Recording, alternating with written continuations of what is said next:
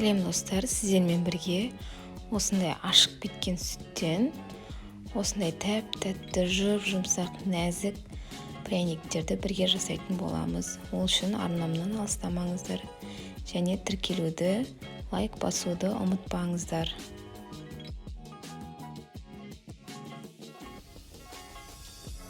Ең алдымен ашыған сүтімізге шекерімізді қосып жақсылап араластырамыз.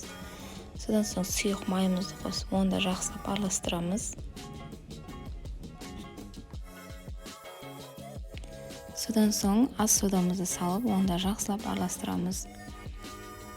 Енді ұнымызды салып, жақсылап қамыр илейтін боламыз.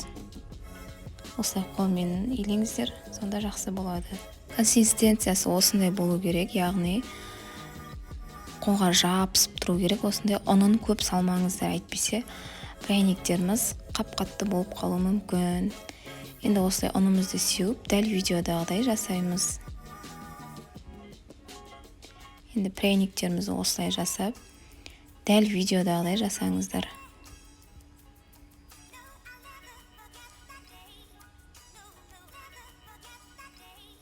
Пышағымызға кішкене ұн жағып аламыз. Себебі жабысып қалады. Енді осындай противенімізге салып,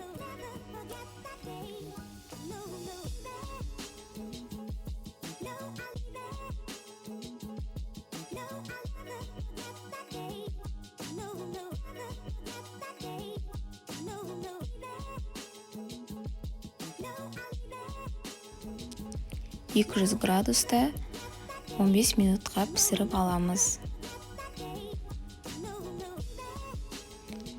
Мінекей пряниктеріміз пісті. Қатты қызартып жібермеңіздер. Пряниктер тез піседі. Енді газировкасын дайындаймыз. Ол үшін оттың астын қатты жағып, шекерімізге 1 бокал су құямыз. Судың температурасы маңызды емес, енді қайнағанын күтеміз. Мінекей осылай қатты қайнау керек. Сосын астын жай отқа қойып, жаймендеп қайнатамыз.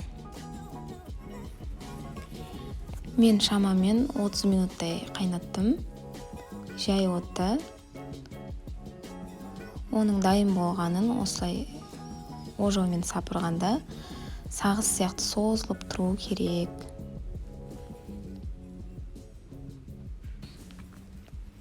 Мінекей енді пряниктерімізге осы газировканы құйып, пряникіміздің сыртын, яғни дайындайтын боламыз. Осылай жақсылап араластырамыз, шамамен 1-2 минуттай. Осындай ағарғаннан кейін, кішкене ағарса жеткілікті, сразу түсіріп тастаңыздар. Негізі газировканы дайындау кішкене қиындау. Сол үшін шықпай қалып жатса, отқа тағы да 10-15 минутқа қайнатып алыңыздар. Жай отқа қойып қайнатып алсаңыздар болады. Мінекей осындай енді қатырып қоямыз. Осымен пряниктеріміз дайын болды. Ашыған сүттің де дәмі білінбейді. Өте тәп-тәтті болып шықты. Міндетті түрде жасап көріңіздер. Сіздермен бірге болған Нұргүл.